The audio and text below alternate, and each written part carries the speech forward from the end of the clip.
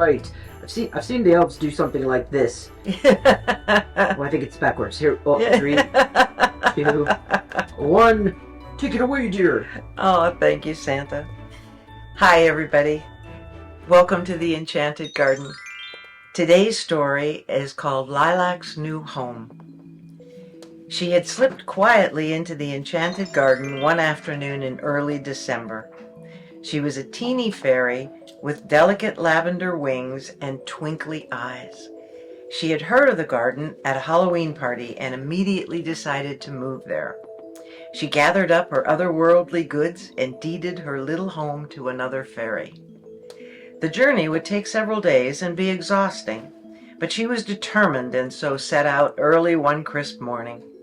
The first day went very well, and she landed in a sturdy wisteria to shelter for the night. She was tired, so sleep came quickly after a light snack. Thump! Thump, thump! Lilac startled awake. The wisteria shook, and she was almost dumped from her perch. There were enormous shadows moving all around her. Her heart pounded as she prepared to launch herself up and out of the vine. Then she heard a distinct giggle. The noise was so incongruous that she paused and strained to see who it was that was laughing. A cloud blocking the moonlight drifted away, and a stunned Lilac plopped back down on the wisteria. Monstrous creatures were all around her, and the closest one had clocked her movement. She held her breath and stilled her rapidly beating wings. Nothing happened for what seemed like a very long time. The creature cocked his head and lifted a gigantic nose to sniff Lilac. She held perfectly still while this examination took place. She even stopped breathing. Then it giggled again. How can I be afraid of a creature who giggles, thought Lilac, as she tentatively smiled at the thing. This resulted in a huge grin from the creature and another giggle. I do love a giggle, dear. Yes. I'm not sure yours could be called a giggle, Santa. It's more of a belly laugh. Yes. And my belly, what does the children say? Jiggles like a bowl full of jelly. That is what they say. That is what they say. I'm so sorry, dear. Please go ahead. All right. Well, where was I? Okay. The giggling. Okay. Emboldened by its friendliness, Lilac gently reached out a teeny hand to touch the creature's giant nose. It lifted its snout up to meet her hand. The slightly moist, warm trunk overfilled Lilac's little hand. It was hairless and covered with a tough pink and purple plaid skin. The overall effect was silly, and it erased Lilac's last concerns for her own safety. "Hello," she whispered. Hi, replied the creature. "My name is Twice, and I'm a heffalump. Who are you?" "I'm Lilac, and I'm a woodland fairy," she replied. "You scared me a little. Was I right to be scared?" Heavens, no," said Twice. "Unless, of course, you run into a woozle." Oh no! "What's a woozle?" Oh no! said Lilac, slightly afraid again. I've never seen one, but it said that they are fierce hunters with sharp fangs and wicked claws." "They sound horrid. Why do you say the first word twice?" she asked. I thought everyone did." "I don't know, but I guess that's why I'm called Twice," he replied. "Where are you headed?" "Oh, I'm moving to the Enchanted Garden," the fairy said. Twice said, "Would you like me to stay with you until you get to the edge of the forest?" "Oh my, would I?" said a relieved Lilac. She didn't fancy any more scares. Twice explained to his herd that he was going to escort Lilac to the edge of the forest. So they walked on together for the rest of the day. They were pleasant company and laughed until their sides hurt. Lilac found it comfortable to ride on the tip of Twice's trunk, so that became her perch. As night fell, they looked for a cozy place to picnic and get some sleep. A small glen next to a large stream seemed to be perfect, After their meal, they lay on their backs to do some stargazing. Not many stars out tonight, observed Twice. I always have trouble with these pages, Santa. I don't know how you do any of it, dear. It's truly a wonder. Well, I have all year to do it. You're busy. Probably clouds blocking our view. I'm knackered, so I'm going to find a branch in that tree and get some sleep, said Lilac, yawning. I'll be curled up below you, said Twice. For the second night in a row, Lilac was jolted awake by noises. This time she was getting wet. Rumbling thunder shook the ground and her tree. She lifted off her branch and tried to land next to Twice, but driving rain and wind buffeted her. The gentle stream had become a torrent, and the winds were pushing her toward it. Flapping her teeny wings with all her strength wasn't enough to overcome the wind. Relentlessly, she was being pushed towards it and then across the stream. She called to Twice to come to her rescue, but her words vanished in the whirlwind that consumed the glen. Lilac was driven first one way and then another. Branches and leaves bounced around her, making direction impossible to determine. Again, she shouted for Twice. He was awake and calling for her too now. This time, he heard her but couldn't tell her direction because of the thunder. She was almost out of the glen when she smashed into a pine bough. Twice, help, over here, yelled Lilac, hanging onto the branch. The heffalump pivoted at the sound of her voice and leapt into the winds. He was a strong flyer, but even he was struggling against the gale-force wind. He came barreling toward Lilac, who was still clinging to her branch. They would get one shot at this. Lilac inched out to the edge of the branch and held out her hand. Twice used his ears to steer himself closer to the trunk. Only he overcorrected and smashed into the trunk, breaking off her branch. It shot away with Lilac hanging on. Twice twisted his body as he tracked the spinning branch. His trunk streaked up and grabbed the end of it. With great care, he brought it close to his body and shouted to Lilac to crawl down the slippery branch and step off into his ear. Like the rest of him, his ears were massive, and Lilac easily fit inside. It was damp in there, but at least she was out of the rain and the wind. She whispered to him, "You saved me, Twice. How can I ever thank you?" Well, we aren't out of it yet," huffed Twice, as he struggled to get down from the tree. "Hold on, and try not to tickle my ears with your wings. This is hard enough without my giggling." He carefully slid down the trunk. He finally found the ground and stayed as low as possible as he crawled into a thicket that was out of the wind. Lilac fluttered out of his ear, and they both lay in the pelting rain, grateful to be alive. "Were you as scared as I was?" Lilac said, shuddering. "Let's get out of this downpour." You are willing to keep traveling with me?" "Well, of course I am, you goose. You saved me from getting lost." But I also promised that there was nothing to be afraid of except woozles." Oh no! Twice said sheepishly. Lilac sat up and turned to face Twice. "Listen up. I will forever be in your debt, and you have nothing to apologize for. Unless, of course, you caused that storm." No, I didn't," Twice said, grinning. "I thought not," Lilac said. "One day I'll find some way to show you how grateful I am and how much I value our friendship. Now, can we please find somewhere dry?" They found shelter away from the open glen and under a large tree. The storm ceased, and they rested there for the afternoon. Lilac tried to convince Twice to come to the Enchanted Garden with her, but he gently refused. He wanted to find his herd and continue their journey. After a soggy dinner, they found sleeping spots in and under the new tree. Not again! Poor Lilac was startled awake for the third day in a row, this time by a menacing growl. Twice sat up in alarm. "Woozle, woozle! Oh no! And it sounds close!" They both scanned the surrounding area, but saw no threats. Then Lilac felt her tree limbs shake, and she looked up. Coming down the trunk was a fearsome creature. It had a pale coat of fine hair covered with bright red spots. Its eyes burned into her, and it was growling as it came toward her.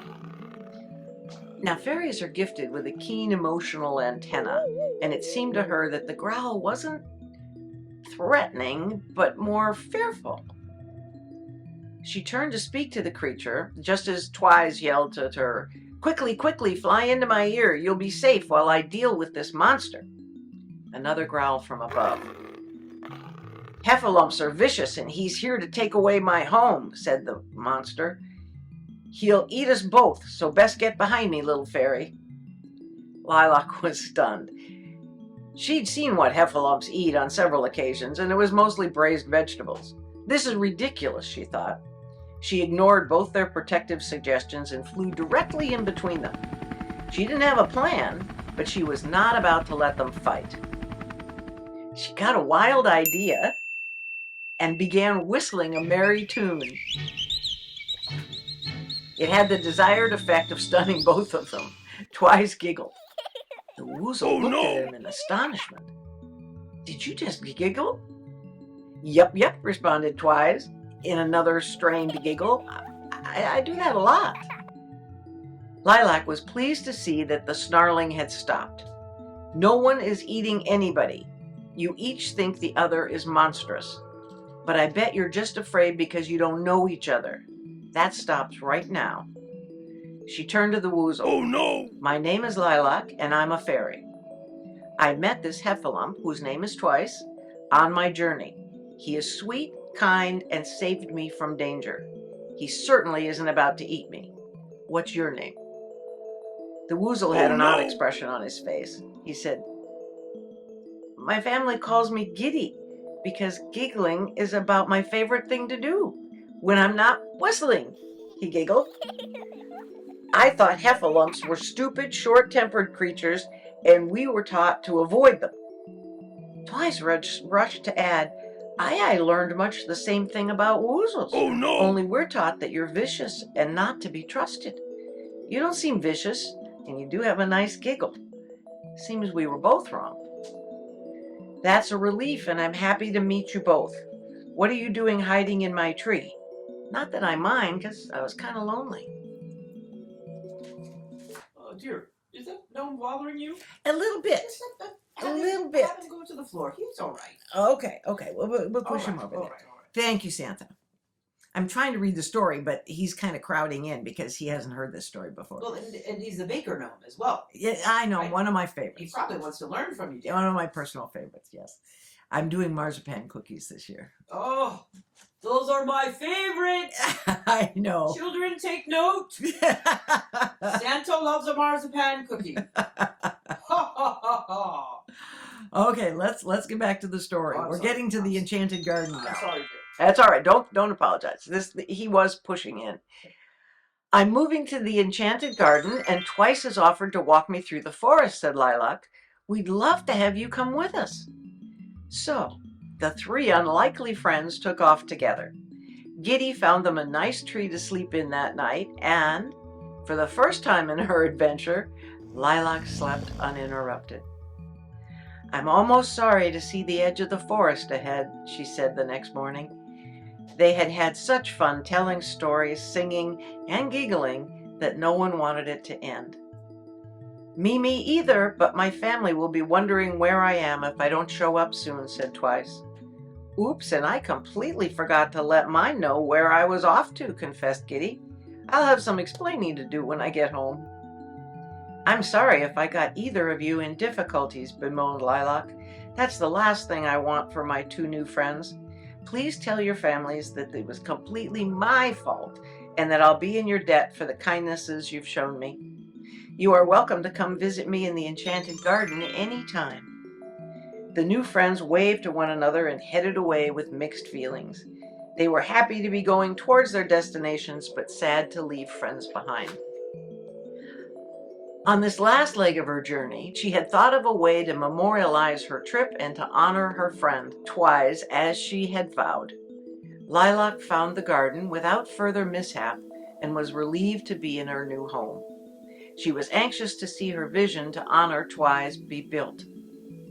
With Christmas approaching, the garden was bustling, but most residents paused to greet the newest member of their group.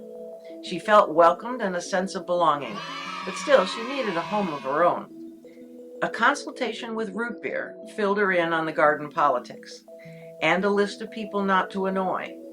Mayor Tandy Bucklebottom was at the top of that list, followed quickly by Winifred Winkle. Root Beer explained that the two residents were locked in a power struggle over the appearance of the garden. They had formed an architectural review committee that controlled what could be built. Fergus Gamtree reluctantly served as the peacekeeper on the committee.